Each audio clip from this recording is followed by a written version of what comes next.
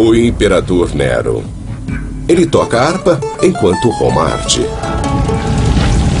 Tortura os cristãos.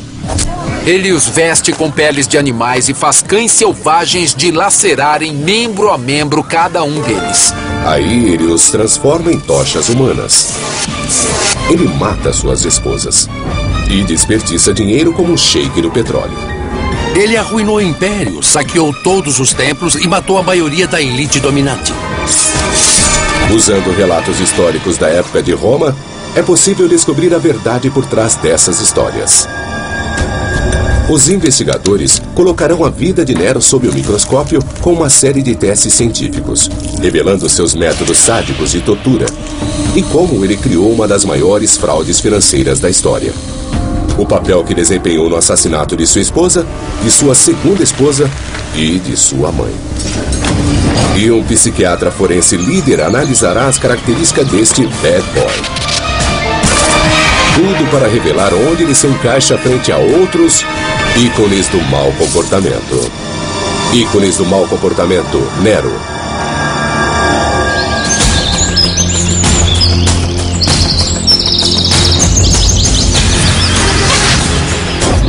O Imperador Nero dominou Roma por apenas 13 anos. Nesse tempo, ele esculpe para si o título de um dos tiranos mais notórios da história.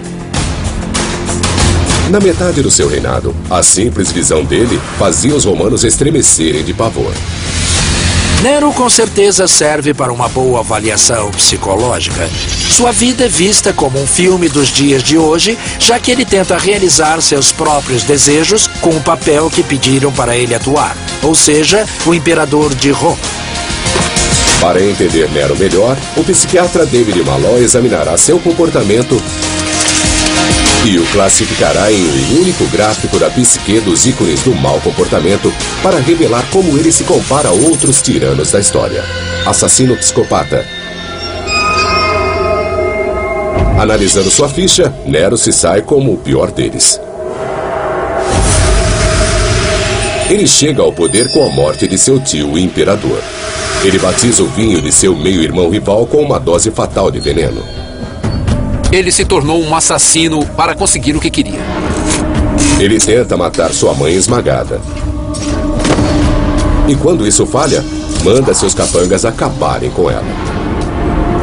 Ele culpa os cristãos pelo incêndio de Roma e os queima vivos em retaliação.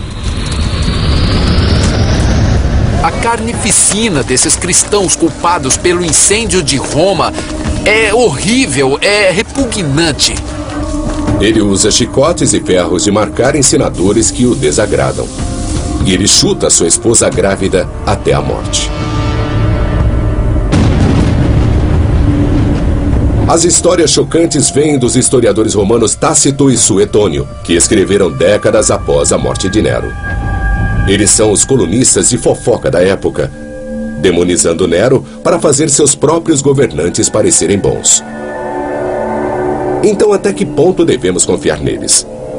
Para sabermos, a busca por evidências começa na infância de Nero. Ele nasceu em 37 d.C. em uma família romana muito problemática. Seu pai morre quando Nero tem só 3 anos e, por um tempo, seu modelo masculino é seu tio Calígula, que não era o tipo de cara para se brincar por aí. Nero não encontra conforto no seio de sua mãe Agripina, a irmã mais nova de Calígula. Ela não é apegada aos valores familiares. Agripina é muito transtornada. Ela foi violentada e expulsa por seu irmão Calígula. Ela cresceu acreditando que assassinato e incesto são normais, e ela estava bem preparada para usá-los para conseguir o que queria. Agripina queria chegar ao centro do poder em Roma. E ela planejou utilizar o jovem Nero para isso. Essa é a estrada para Roma, mas também é a rota de Agripina ao poder. Porque as mulheres da Roma antiga não eram legalmente autorizadas a exercer o poder, era a tarefa de homens. Mas Nero podia. E com Nero em Roma, Agripina podia ter o controle. Primeiro passo, aproximar-se do poder. A bela e astuta Agripina seduz e se casa com o imperador Cláudio, mesmo ele sendo o tio dela. O casamento incestuoso de Agripina com Cláudio insulta o povo de Roma, como hoje nos insulta. Mas ela era uma pessoa disposta a cruzar qualquer linha para obter o máximo de poder. Agripina pressiona Cláudio a adotar Nero e torná-lo herdeiro do trono à frente de seu próprio filho, Britânico. Nero está agora na fila para imperador.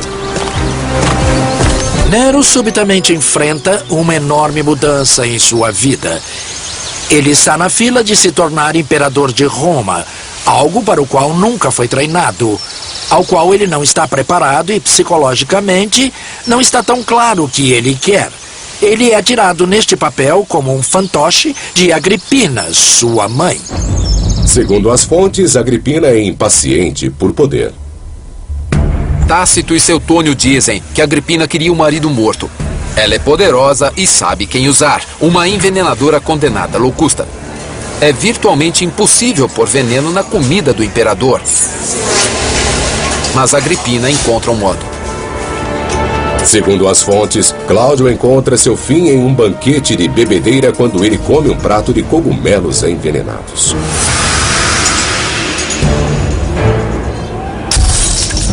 Com Cláudio fora do caminho, Nero é coroado imperador. Isso o tornaria o homem mais poderoso do mundo. Mas, segundo as fontes, o poder real está nas mãos manipuladoras de Agripina. Seria isso só um ataque à irmã de Calígula? Ou há alguma verdade nisso? Moedas datando do início do reinado de Nero contêm pistas cruciais. Nero. Essa moeda é incomum porque mostra o busto de Nero e sua mãe Agripina do mesmo lado. É muito incomum ver mãe e filho juntos. E é um indício do poder de Agripina e diz claramente que havia algo muito especial na relação entre mãe e filho. Quão especial? Eles são, de fato, governantes parceiros. Mas logo, há uma briga entre mãe e filho e é sobre, o que mais? Uma mulher. 55 depois de Cristo, Nero, agora com 18 anos, se apaixona perdidamente por uma moça ex-escrava. E Agripina fica louca com isso. Isso poderia prejudicar sua permanência no poder, seu lugar na moeda. Ela tenta acabar com isso, mas Nero continua. Então Agripina demonstra seu poder. O controle de Nero sobre Roma ainda não estava totalmente seguro. Isso porque Cláudio tinha um filho natural que era o meio-irmão de Nero, Britânico. Forçada por Nero, Agripina agora ameaça substituí-lo do trono por Britânico. Britânico tem só 13 anos. Talvez ela pudesse mantê-lo na linha.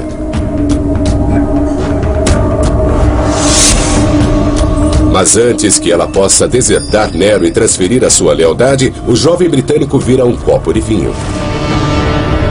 Passa mal, com convulsões violentas, e morre espumando pela boca. Tudo parece meio suspeito.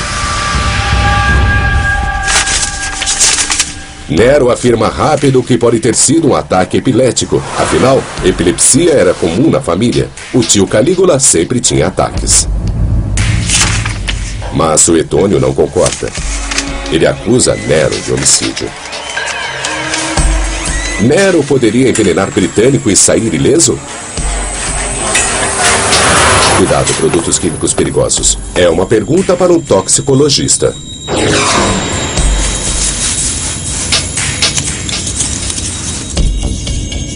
Com certeza havia vários venenos disponíveis para envenenadores e para Nero na época. Quando vemos isso, há 3 venenos que vêm à mente. Um é um componente de cianeto encontrado em sementes de frutas da época. O outro seria a estricnina e, finalmente, a cicuta. As fontes dizem que Britânico bebeu vinho diluído com água e que o veneno estava naquela água. Então, se Nero realmente o matou, o veneno que ele usou não poderia aparecer na água. Uma possibilidade, cianeto. Ele é encontrado em caroço de pêssego, Mas você precisa de muitos para fazer um coquetel letal. O efeito de cianeto no corpo humano é muito forte. Isso pode ser rapidamente fatal, mas como ele pode ser entregue e estar bem disfarçado? E como podemos ver, mesmo mexendo, ele não se dissolve. Então teria sido perceptível que algo estava na bebida. Isso exclui o cianeto. Próximo, estricnina. O efeito do envenenamento por estricnina no corpo humano é muito claro. Depois que atinge o sistema, o paciente começa a sentir algo muito terrível. Ele começa a ter espasmos musculares, quase como a raiva dos cães.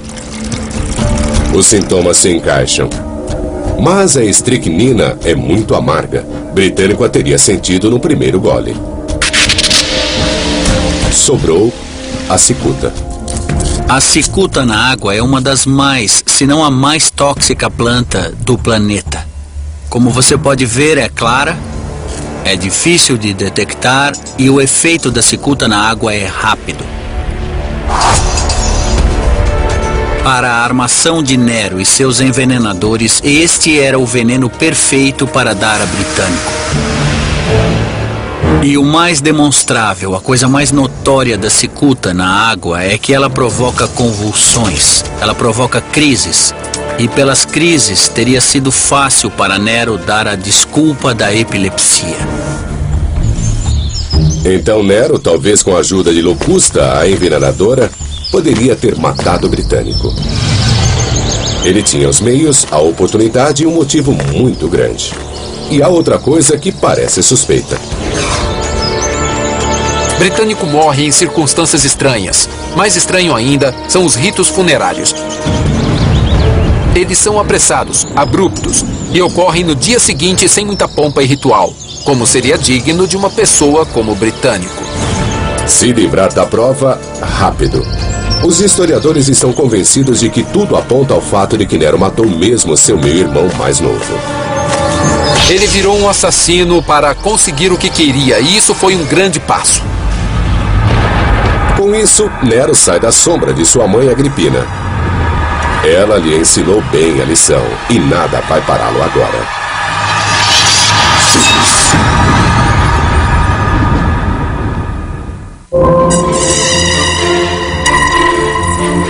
Em 59 d.C., 5 anos de seu governo, e o imperador Nero, com 25 anos, toma uma decisão importante até mesmo para ele.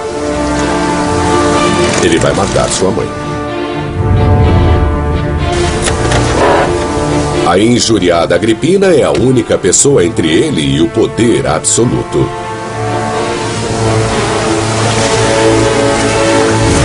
Ele não pode simplesmente matá-la a sangue frio. Isso seria demais, mesmo para o imperador romano. O historiador Darius Aria veio visitar o local do crime. Ele tinha que ficar acima de qualquer suspeita. As fontes dizem que ele fez parecer um acidente. De acordo com o historiador Suetônio, Nero planeja matar sua mãe com uma armadilha, fazendo parecer um acidente. Deveria acontecer aqui, na Baía de Nápoles. Nero convida sua mãe de Roma para a festa de Minerva, é a desculpa perfeita. E ele a recebe com muita festa quando ela chega na Baía. E a coloca num barco, uma navegação feita só para que ela visse as festas. Este barco é especial porque é modificado. Parece uma história tirada de um filme de James Bond. A história diz que o barco está equipado com um dossel pesado que deve cair sobre Agripina, matando-a esmagada. Mas soltar o dossel na hora certa exigiria um mecanismo de liberação. E uma equipe de rebeldes com medo de Nero que ficassem de boca calada. Mesmo com ajuda especializada, Nero conseguiria fazer isso? O engenheiro Paul Swayze e o historiador Robert Mason querem descobrir se a tecnologia romana da época poderia de fato ter produzido uma engenhoca assim. Essa seria uma boa comparação a uma barcaça real do período de Nero.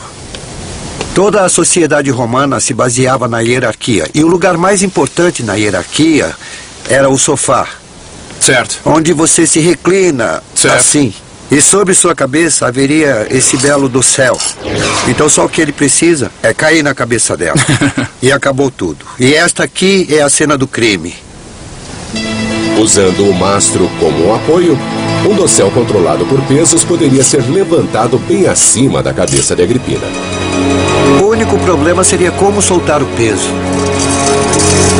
Os romanos trabalham bem com metal. Eram famosos por criarem sistemas de liberação como esse.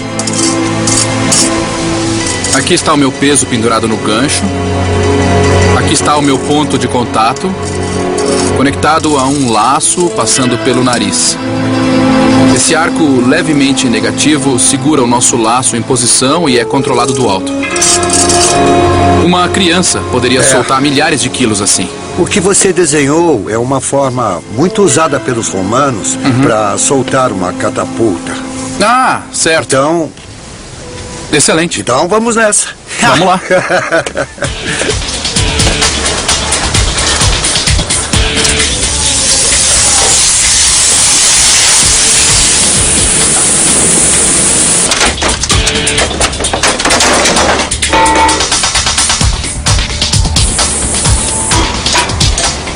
Esse é o sistema de controle. Agora, o dossel.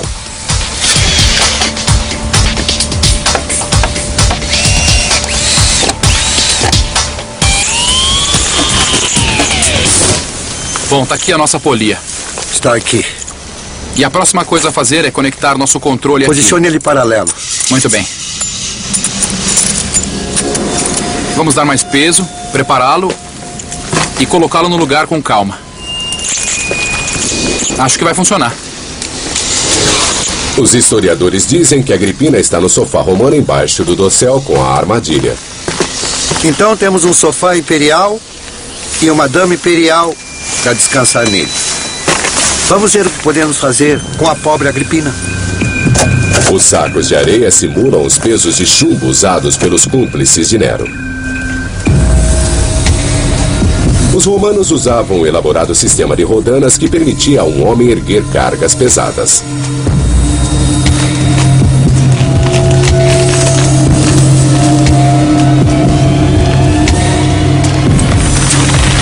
É hora do show.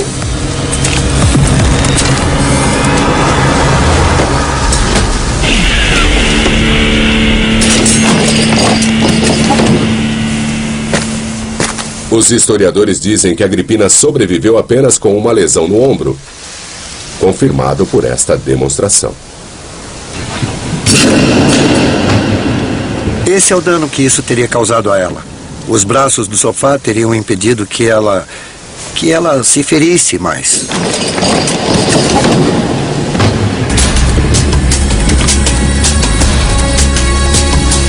De acordo com o historiador Tácito, Agripina ferida nada até a praia e foge para a segurança de sua casa. Tácito diz que ela junta as peças e percebe que é Nero que está por trás da tentativa de homicídio. Mas ela decide tentar reverter a situação enviando uma mensagem a Nero, dizendo que achava que a queda do dossel não tinha sido nada além de um acidente. Nero não estava esperando por essa resposta. Quando o mensageiro de Agripina chega e diz que houve um acidente, Nero tem de reagir rapidamente. Segundo as fontes, Nero tinha um pensamento rápido. Ele pega uma espada, joga aos pés do mensageiro que foi enviado por Agripina e diz que Agripina enviou o mensageiro para matá-lo. Nero tinha a desculpa que estava procurando: uma tentativa de homicídio de sua mãe. Qualquer coisa que ele fizesse agora seria considerado um ato de autodefesa. É uma jogada brilhante. Ele sai do papel de vilão para o de vítima. Nero envia sua guarda pretoriana até a casa de Agripina para terminar o serviço. Agripina coloca a mão sobre o estômago e diz aos guardas que a atinjam no ventre que deu vida a seu assassino. E eles fazem isso. E ela morre. Naquela noite, ele é atormentado por pesadelos. Quando acorda, Nero anuncia: hoje é o primeiro dia do meu estado. ele finalmente ganha o poder. Ele aprendeu com a melhor, sua mãe.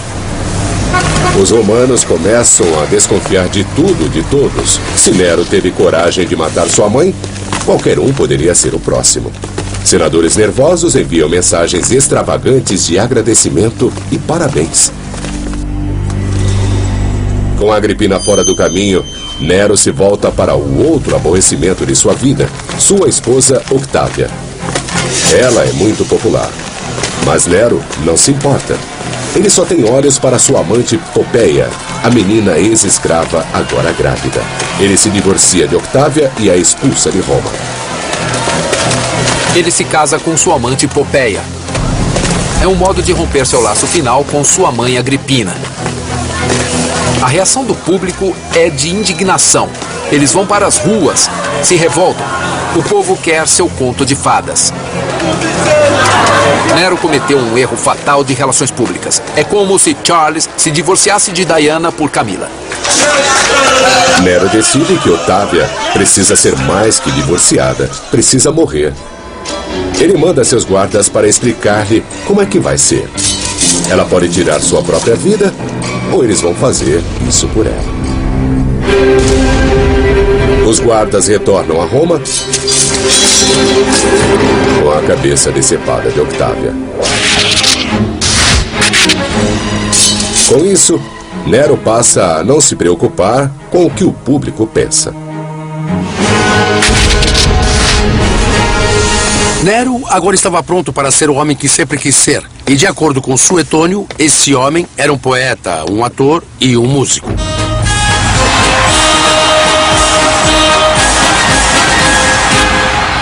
Não parece tão ruim para nós hoje, mas em termos de Roma Antiga é um ultraje. Porque na Roma Antiga os atores tinham o mesmo status das prostitutas. Então seria como o presidente dos Estados Unidos andar publicamente num ponto de prostituição. Os romanos respeitáveis não costumavam fazer isso. E o que isso nos diz sobre o estado mental de Nero? Nero agora torna-se imperador de Roma. Mas além de apenas o poder, aquilo que ele alcança agora é o palco que ele sempre quis. Ele agora tem a base para poder realizar o seu sonho de todas as pessoas o amarem. Ele agora é literalmente o centro de atenção do mundo. O desejo de Nero por atenção vai além do controle. Bem quando uma catástrofe histórica atinge Roma.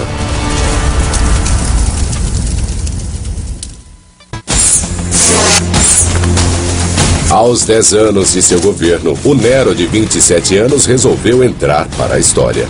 Qualquer um que o desagradasse não durava muito tempo. Ninguém ousava tramar contra ele. Quando os romanos não temiam por suas vidas, eles se contorciam de constrangimento com as palhaçadas de quinta categoria de Nero no palco. A análise psicológica sugere que Nero não pode ajudar a si mesmo. Nero agora se torna viciado em público. Ele está totalmente viciado em bajulação. Toda aquela adulação não bastava. Isso é parte da patologia de sua personalidade. Mostra que, no fundo, ele precisa daquele amor contínuo da multidão. Ele se tornou uma estrela de rock, de plantão 24 horas por dia. O cenário está agora pronto para o papel de Nero em um evento terrível. O grande incêndio de Roma.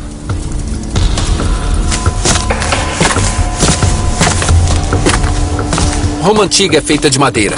E as ruas eram muito estreitas, muito mais do que essas. O fogo pode ir de um prédio a outro com facilidade. A história diz que as fogueiras se espalhavam muito rapidamente. O incêndio de Nero é o mais destrutivo que já atingiu Roma. Metade de Roma foi totalmente queimada até o chão.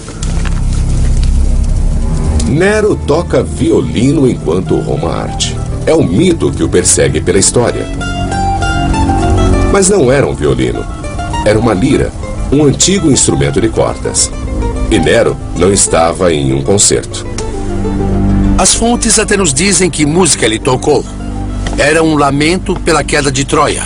E, na verdade, isso nos diz muita coisa. Nos diz que ele deve ter tocado enquanto Roma ardia, mas não pelas razões que nós supomos. Vamos refletir. Ele é um artista, então, quando confrontado com esta cidade grande e gloriosa, queimando até o chão, ele deve ter se inspirado a pegar a sua lira e cantar um lamento para aquela outra grande cidade condenada de Troia. Isso é visto como o início da queda de Nero para a loucura. Mas ele não fez isso porque estava louco. Ele não se vangloria da morte de Roma. Ele está sofrendo até o fundo de sua alma. E é exatamente disso que as fofocas falam. Ele é um desastre de relações públicas. E tudo porque Nero não percebe como aquilo vai perturbar as pessoas que não o compreendem.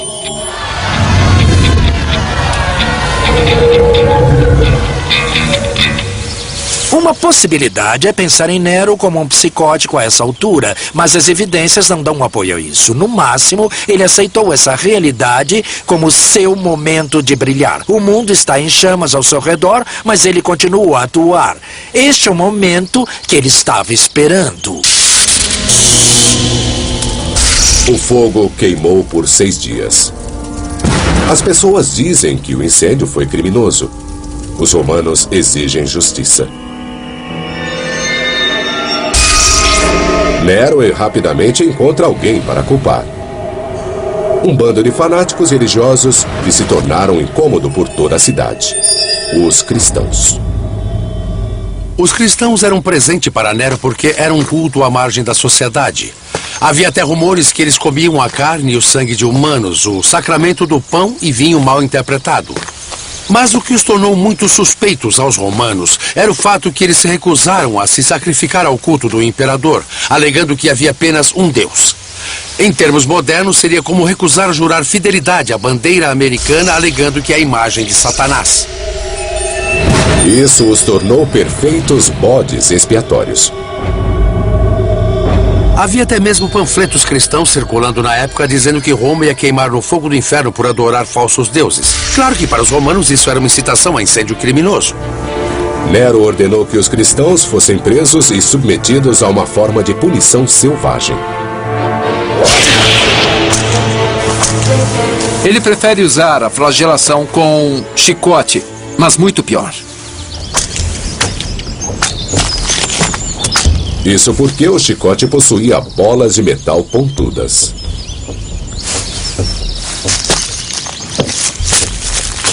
Nós vamos usar este pedaço de carne de porco para simular o que aconteceria. Lembre-se que a pele do porco é muito mais grossa e resistente do que a pele humana é.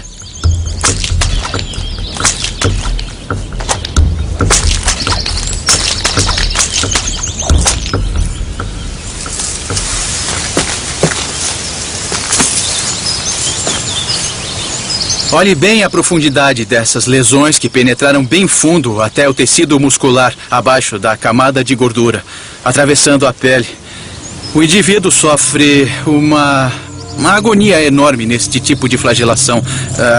Isso teria destruído totalmente suas costas, deixando elas abertas. E você não se surpreenderia ao ver escápulas fraturadas e costelas quebradas. Um sangramento muito grave. A pessoa poderia sobreviver por várias horas com esse tipo de tortura antes dela sucumbir. Seria necessário um uso habilidoso se você não quisesse que a pessoa morresse.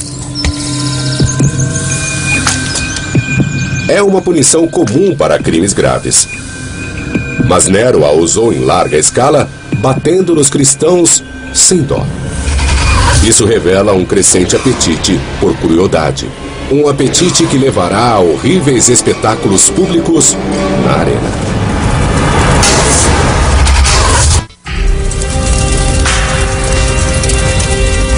Um incêndio destrói quase toda Roma. Nero acredita que é intencional e culpa os cristãos emergentes. As represálias são selvagens. Os romanos estão acostumados a derramamento de sangue na arena. Mas o que faz Nero aos cristãos é excessivo. Ele os veste com peles de animais e faz cães selvagens dilacerarem membro a membro cada um deles. Isso é demais para os romanos. A carnificina desses cristãos culpados pelo incêndio de Roma é tão horrível, tão repugnante, que leva o público a ter compaixão dessa gente, e que é exatamente o que Nero não queria. Mas Nero não se importa mais com a opinião pública e as atrocidades pioram.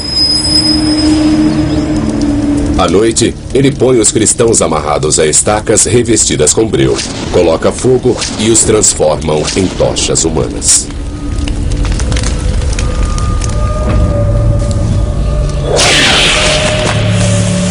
Com Roma em ruínas, Nero inicia a reconstrução. Mas suas prioridades não combinam com as dos romanos desabrigados. Ele se dá um palácio ainda maior, mais magnífico, que se estende do Monte Palatino ao longe por todo o Vale do Coliseu, até o Monte Esquilino. Isso é iluminado pela sua Domus Áurea, muito famosa pelo tom dourado que tinha, nos telhados, nas paredes, em toda parte. Esse não é o jeito de conquistar os romanos. Ele modernizou sua cidade, mas agora ele pegou um grande pedaço para si. Seu senso de direito é semelhante ao pior dos excessos de Wall Street. Nero ama a si mesmo. Ele adora que as pessoas o amem. Mas ele não é psicótico. Ele não é louco. Não há nenhuma prova que ele esteja alucinado ou delirante. Ele continua a ser muito pleno e a ter uma meta. Mas essas metas são todas dirigidas a fazê-lo parecer melhor. Mas não há evidências de que esse homem seja psicótico. Enquanto metade da cidade passa fome, Nero constrói um palácio. Mas enfrenta um obstáculo. Ele está ficando sem dinheiro. Mas isso não ia detê-lo. Nero tem um plano. A moeda corrente da economia romana é o denário. Moeda forte, porque é 100% de prata garantida.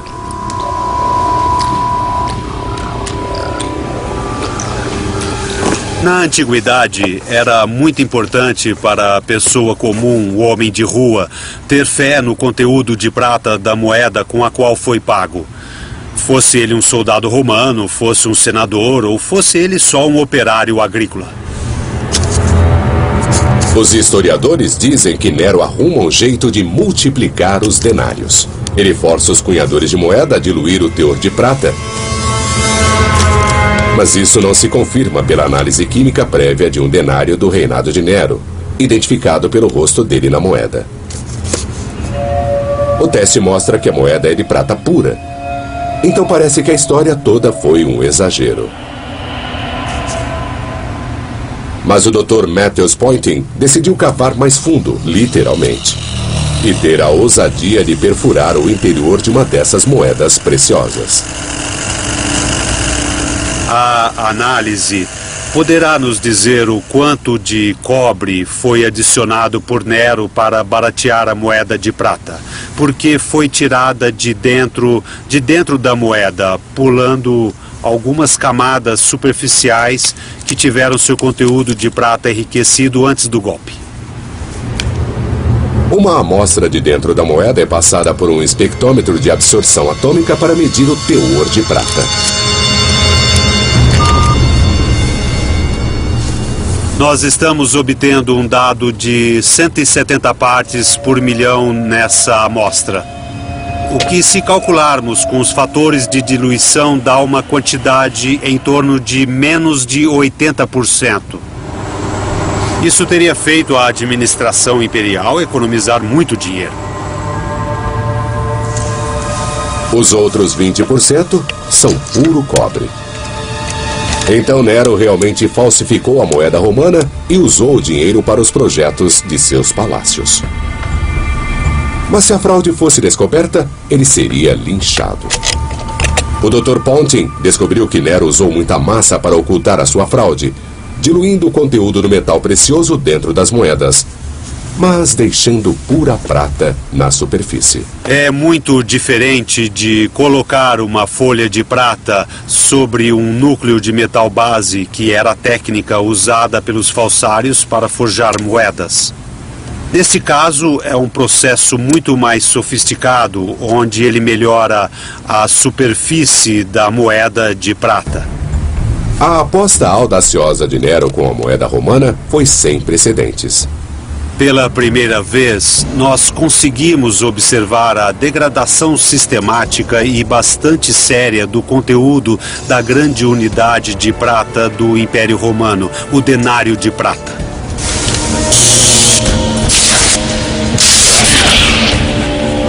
Nero agora está completamente fora de controle. Um grupo de senadores se reúne para tramar uma tentativa de assassinato. Esta é a Cúria. Este é o ponto de encontro dos senadores. E eles têm uma conspiração. Eles estão discutindo a remoção do imperador. Eles querem o fim dele, querem matá-lo. Mas Nero está a fim de lutar. Nero está pronto para contra-atacar. Foi preparado por sua mãe para se defender. E faz isso de forma tão brutal, tão rápida, que ele sai vitorioso. Eles enfrentam a ira de Nero.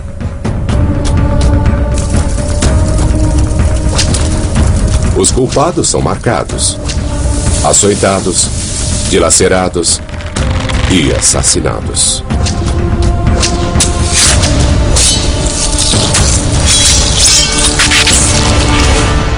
Ninguém está a salvo perto de Nero, nem mesmo sua nova esposa. Estamos numa parte do Palácio de Nero no Monte Palatino. Uma noite, Nero chega em casa e tem uma briga com sua esposa. Popéia está grávida de seu segundo filho e se queixa amargamente que Nero está passando muito tempo nos jogos. Muitas corridas. E num ataque de raiva, Nero reage. Nero a chuta até a morte, matando não só ela, mas a criança também.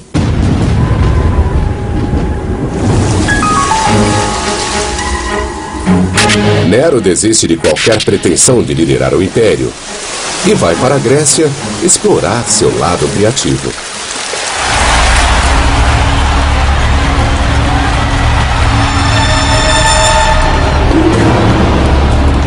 As competições artísticas são uma grande coisa na Grécia Antiga e Nero entra de coração nelas. Não é de surpreender que ele ganha todos os prêmios. Ele recebeu prêmios de competições que nem sequer participou. E Suetônio diz que ele ganhou 1.808 prêmios. Seriam 5 prêmios por dia durante um ano inteiro. Parece meio inacreditável para mim.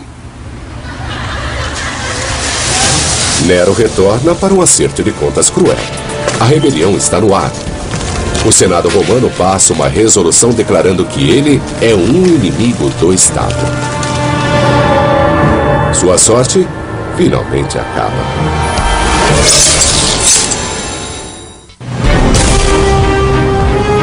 A má gestão do Império por Nero e o assassinato sangrento de figuras poderosas em Roma finalmente foram sua ruína. Seus últimos aliados o abandonam. Nero está sem opções. Ele arruinou o império, saqueou todos os templos e ele matou a maioria da elite dominante. Sua única opção é cometer suicídio caindo sobre sua espada. Suas últimas palavras foram, em teoria, "Oh, que artista morre em mim." Muito apropriado. Na realidade, ele era tão artista que não pôde nem mesmo fazer isso direito, precisando de alguém para ajudá-lo a se matar.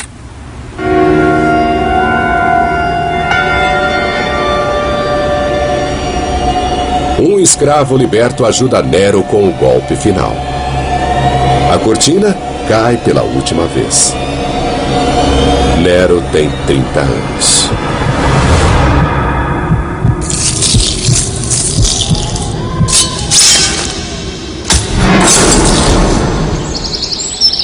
Com a notícia da morte de Nero, há um alívio do público. Mas muito rapidamente, aquela alegria, aquela celebração se torna raiva.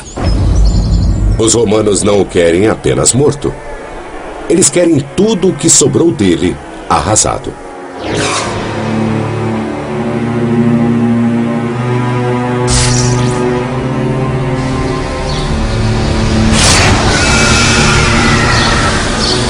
Pela primeira vez, eles promulgam uma nova lei para de fato apagá-lo da história, chamada Damnatio Memoriae. Com a notícia da morte de Nero, o Senado tomou medidas imediatas. O Damnatio Memoriae. Eles queriam condenar sua existência, queriam condenar o fato dele ter sido um governante de Roma. Eles rasparam seu nome, eles derrubaram sua estátua. Ele deixará de existir. Mas quando governantes posteriores quiseram fazer seus antecessores parecerem ruins, eles usaram Nero de exemplo por causa de seus crimes terríveis. Então escritores como Suetônio contaram de um jeito que ele nunca fosse esquecido.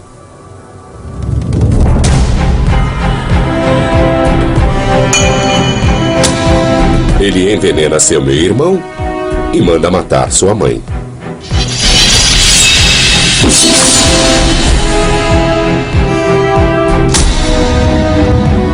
Ele corta a cabeça de uma esposa e chuta a outra até a morte, com ela grávida. Ele utiliza o chicote nos cristãos e os transforma em tochas humanas. Ele mata senadores e rouba dos romanos, falsificando seu dinheiro. Em que lugar na escala dos tiranos essas ações de um ícone do mau comportamento colocam Nero? Assassino psicopata. Ele não tortura e mata pela emoção daquilo como seu tio Calígula. Ele tinha objetivos. Ele mata para obter ganhos pessoais ou políticos como Júlio César. Calígula. Quando ele faz uso de violência num sentido muito direto e administrativo, ele não tem a sede de sangue que uma quantidade enorme de governantes romanos famosos teve. Mas chutar sua esposa grávida até ela morrer numa raiva incontrolável o move pela escala para o psicótico. E a sua necessidade de ser o centro das atenções? O grande traço de personalidade de Nero é com certeza esse histrionismo, ao ponto de ter um transtorno de personalidade histriônica. A teatralidade e a superficialidade, essa necessidade, esse desejo de atenção é o que vai realmente dirigir a sua personalidade. Nessa escala, Nero vai muito bem. Transtorno de personalidade histriônica. Então, quem tem um perfil de personalidade similar na história? Quando comparo Nero a uma figura histórica moderna ou mais recente, eu estaria procurando alguém que, como Nero, precisava do palco. Ele precisava das multidões e da adulação. Ele precisava que ele fosse o centro das atenções. Ao mesmo tempo, eu estaria olhando para alguém cruel e imoral. Olhamos para ninguém mais que um governante recente da Itália, Benito Mussolini. Mussolini foi um ditador com um grande ego, um traço de crueldade e um talento para o drama.